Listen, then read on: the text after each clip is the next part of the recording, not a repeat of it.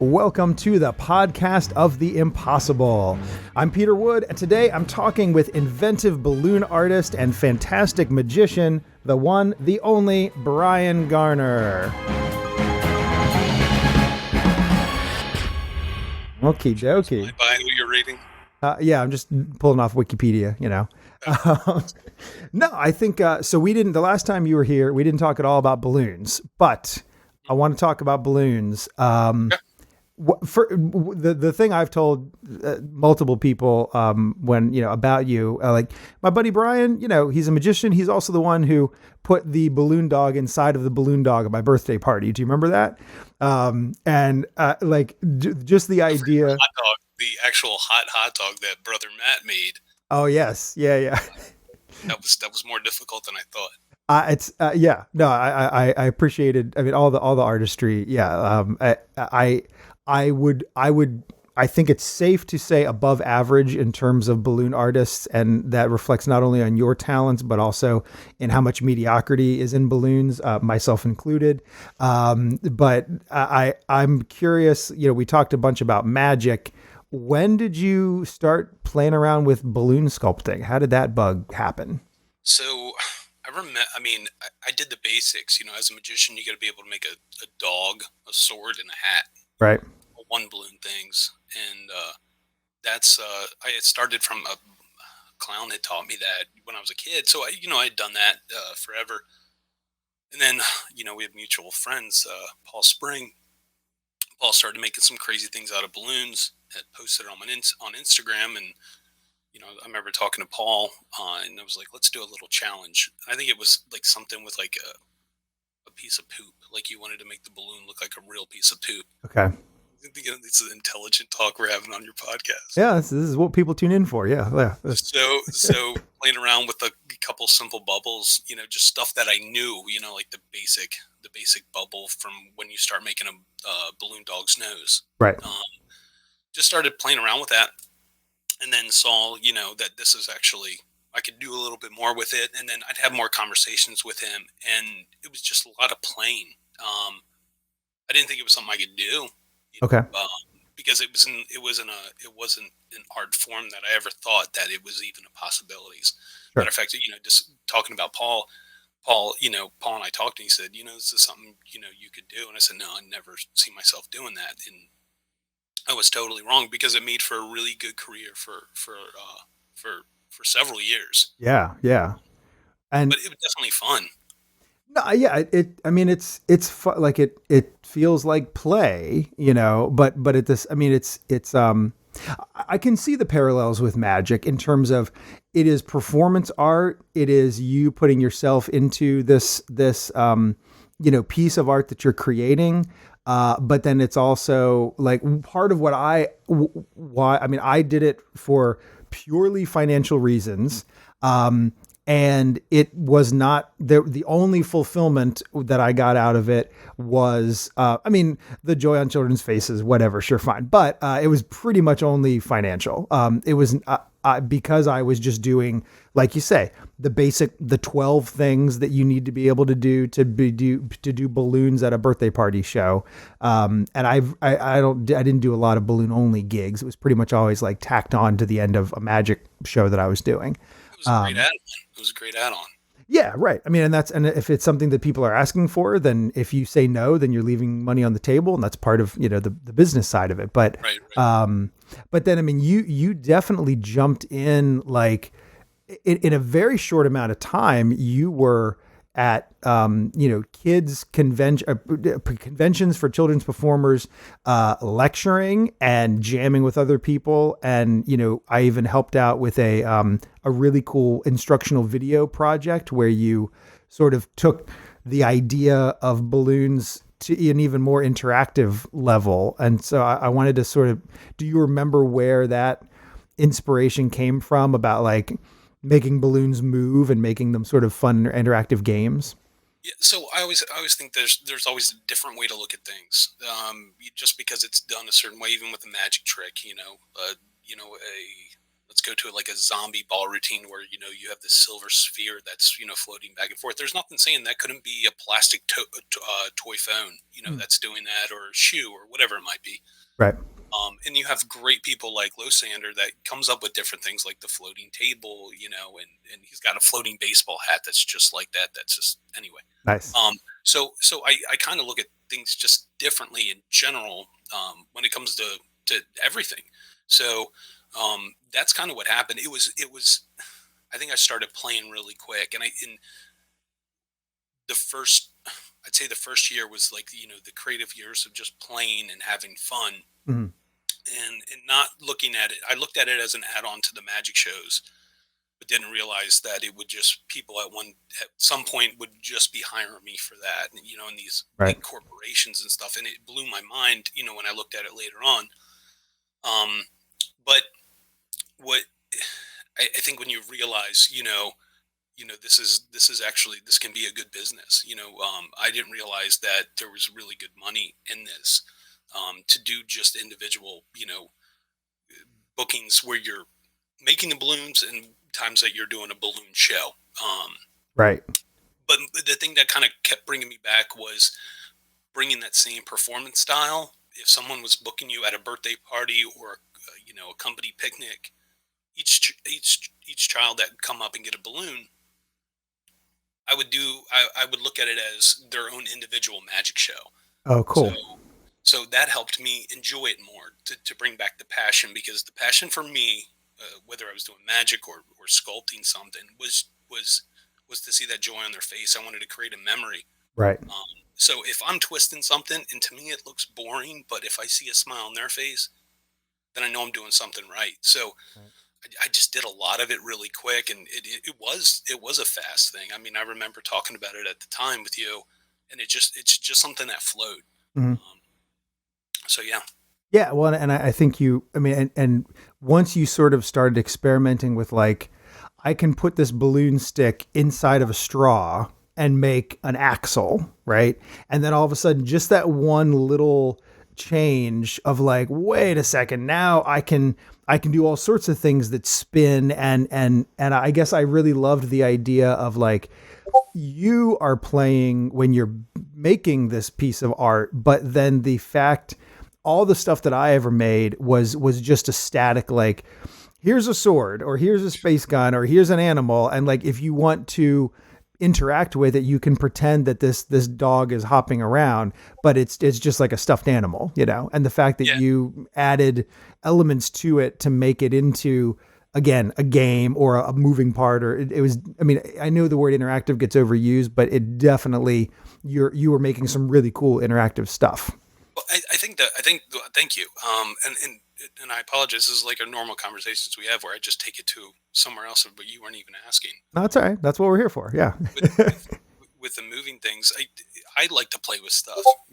Christmas just came, and Santa brought me toys. Right. Right. Our 13-year-old son, because I like to play. So if you give someone just a balloon, if you give someone a Spider-Man balloon and it doesn't do anything, and you see, the child will be playing with it. But if I can make a web spinner that actually spins, then that's more fun for them. So being able to come up with the different ways to do stuff, but it was definitely challenging, but it was a fun way. So I remember looking it up, and no one was doing it for some reason. I don't know Mm. why. So then I started, playing around with it more in different concepts, and then other people would say, "Hey, why don't you try this?" And so, it was, you get a bunch of people, together, and just start playing around with ideas that hadn't really been done, or just Mhm. maybe something your friends were playing with. Is that was kind of a fun part to it. So just to kind of open people's eyes up to looking at things differently. I mean, that's Yeah. all it was. And I wanted to, at gigs, I wanted I wanted a different, experience for them. Because yeah, they get to take home that balloon, but 9 times out of 10, it's popping in the car. Yeah. Yeah. So now, if I can just make it a little bit better, and they can play with something, then to a whole another level before it pops, then that's even better. Sure. Maybe it's worse because then the parents have to deal with, I don't know, who knows. I mean, in theory, they got to enjoy it more while it lived, and Very good. that is one of those weird. I mean, balloons are almost like ice sculptures, like it's sort of the absurdity of, you're going to go to all this trouble to make something that like has a known expiration date on it. But then like worse than that, you're giving it to a child, and like, but I've also always thought about it, even like when I was doing it before I was a parent, and certainly now, it's kind of like having a goldfish. Like the point of having a fish for a child is to let them know that things die eventually.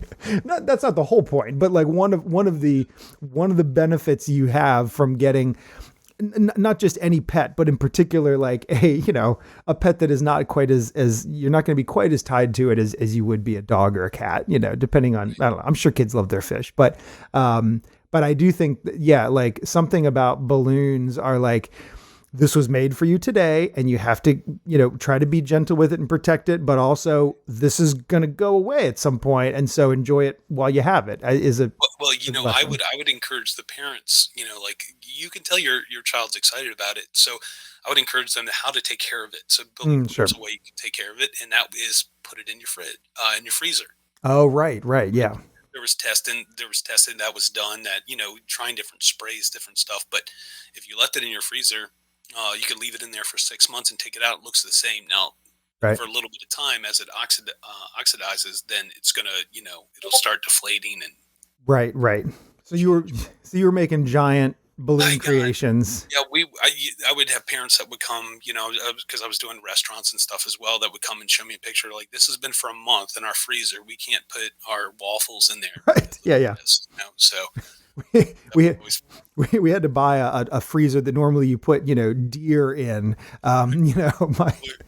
We can't go back to the butcher. it's funny. I remember, so I did a lot of special orders, centerpieces, stuff for parties, Right. And it was 4th of July, and this person ordered this big order. Well, 4th of July, we would spend at my father-in-law's house on the water.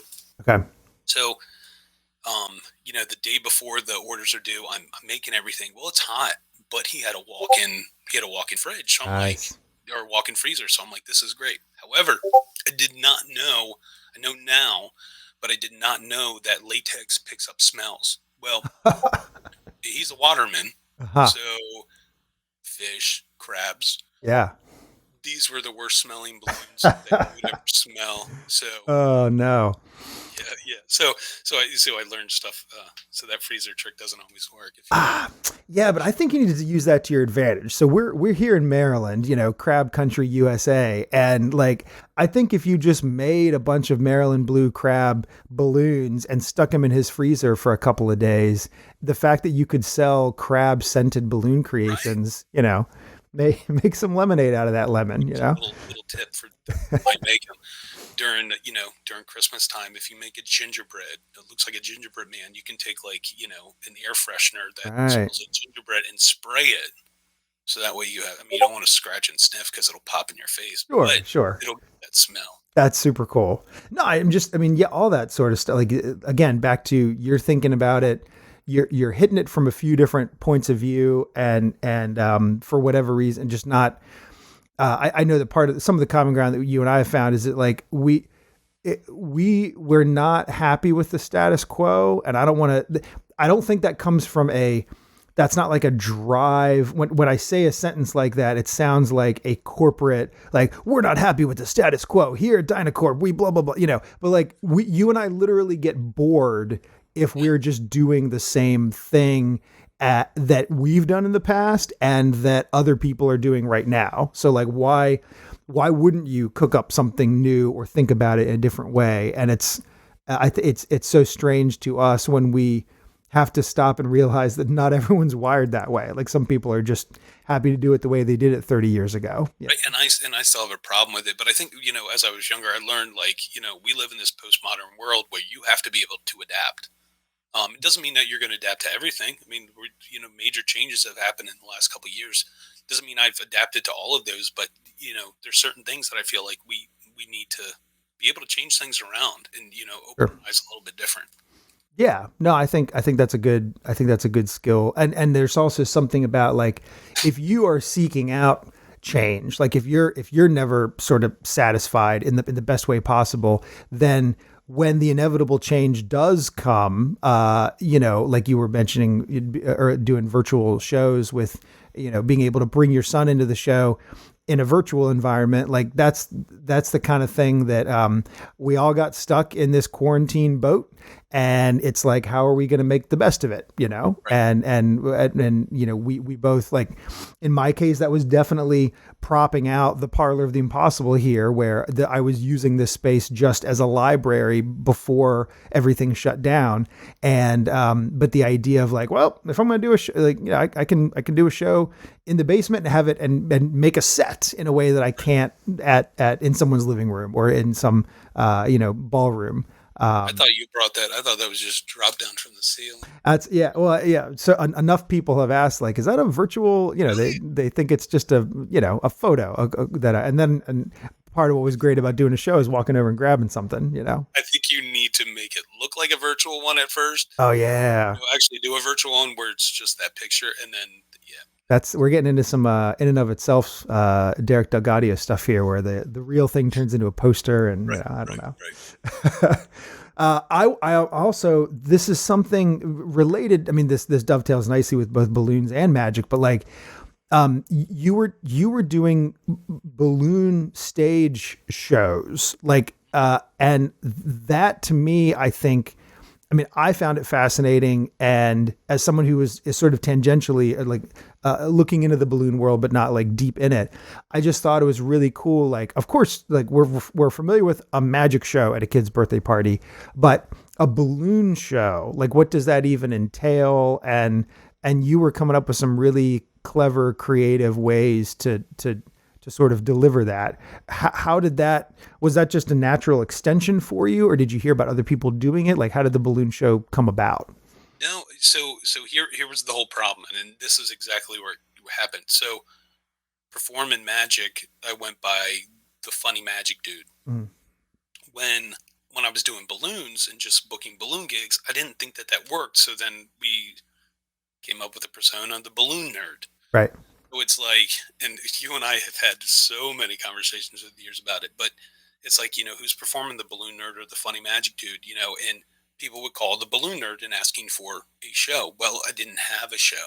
Okay. So instead of turning people down, you know, through all this time, I wanted to figure out what would that look like. I had never heard of a balloon show. I had no idea. I mean, I had definitely seen people getting inside balloons and Right. bouncing around, and you know, and some people like Andy Gladman doing amazing magic inside of a balloon. But I wasn't sure how to approach it. So what I did was balloonified whatever I could think of. So I would take, you know, a basic magic trick, you know, that I would see on stage, you know, kind of like a square circle, but how would I balloonify it? Okay. So I would do that with a couple different things, but it always got hard for a closer show. So it was like, what are you going to do? You know, it's even hard for a magician, you know, to have that closer that's going to have people talking about them, you know. Right. And so I kind of went back and forth playing around with different ideas, and so, you know, it was a lot of trial and error because I had never done anything like this, but I took the approach that I did with my magic shows, you know.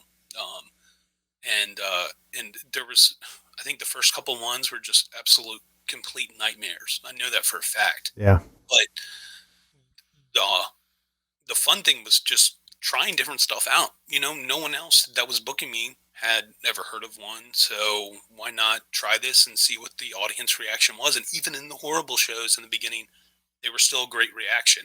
Yeah. Because no one had seen anything like this until somebody had come to one show that I did and mentioned that in New Hampshire there was somebody that was doing something like this. Mm. So I looked them up and saw, and honestly, it wasn't what I was doing. It was just something just showing off skill.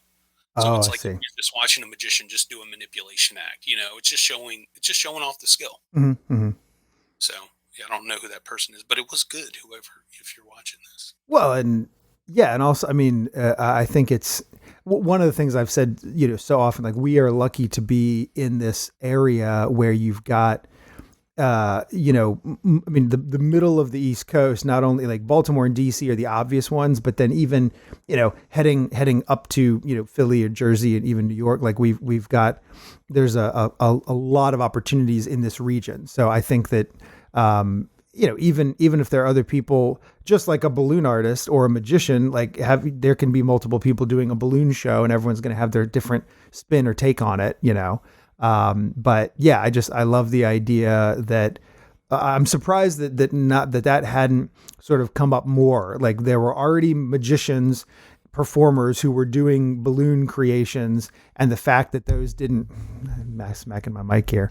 I'm talking with my hands. The fact that those didn't come together more often is really surprising. But kudos to you for sort of realizing that, like, hey, I mean, I'm not even gonna. I'll take back the credit I just gave you. Your clients were literally coming to you and saying, "Will you do this?" And like, how great is that? Where what planted the seed was the fact that there was already a market. There were already people who wanted to see a balloon show, and then you're like, "Oh, all right, I guess I'll cook that up." Yeah, yeah. Um, That's why I said the first couple ones were rough, but and thank you for that.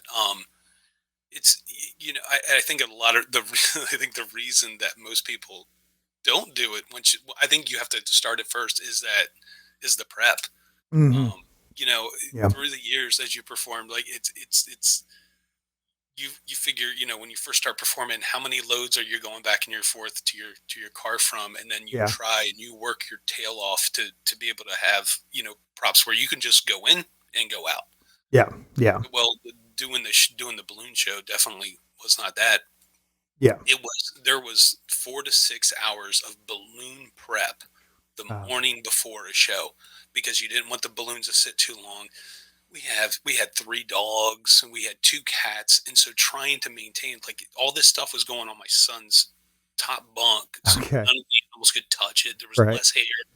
I had a 15 to 20 foot balloon snake that had to fit with all this stuff. So the prep was just insane. Yeah, yeah, Financially worth it, but you got tired of it quick. So yeah. I think if now, I'm sure there's different ways around that where you don't have to have all that prep time, but I think if a magician has started it, they realize, "Well, I don't know if this is too much work, for that amount of money." Yeah. Yeah. No, it would be hard to, and that's always the trade off of like, I want my load in to be as easy as possible so that I won't get burned out or have my back go out or whatever. But at the same time, the trade off of how, it is, you don't want it to affect the audience, in a negative way. Like you still want, I think sort of the classic example of like a cruise ship magician, like a lot of those guys, especially like a cruise ship mentalist or mind reader, it's literally just it's a whole show with just pieces of paper and pens because that's the kind of stuff that you can fit in a suitcase. And you've got to be a really captivating performer to overcome the lack of eye candy with that. But the fact that you're bringing something like a balloon show to people who have never seen anything like that before, at least again, I totally get the having it get old fast, but at least you were able to get Yeah, compensated for it. but you know what the fun thing was? It was, to me, when you're working on a project, the best part about it is when that idea comes. Hmm. It's not about the end result. It's not about the process in between, because there's always stressful stuff. But it's about when that idea sparks. Because we can always look back at that. I was working on a friend that's a hip hop artist, and we got to collaborate on this special project, this Halloween project, and and we talked about that moment being the that special time. So Right. I'm glad that I had that experience and was able to do that, and hopefully make some people happy, watching and being part of that show. Oh, totally. Yeah. No, and also, and just planting seeds, like even, I know that you have collaborated and chatted with enough other people in the industry that I'm sure a lot of your ideas and inspiration have sort of are able to live on, with the balloon show idea and all the stuff you were working on. Um, well, again, it was a lovely chat. Thank you for coming and hanging out here. And I do, we need to do at least one more episode. I'm not going to tease it because I don't know when our listener here is going to be coming back, but again, we have more common ground that I want to go over at some point. But Okay. that is going to do it for this episode of the podcast of The Impossible, and for my public shows and social media and special projects and all that stuff. head on over to oftheimpossible.com. I'm Peter Wood. Thanks.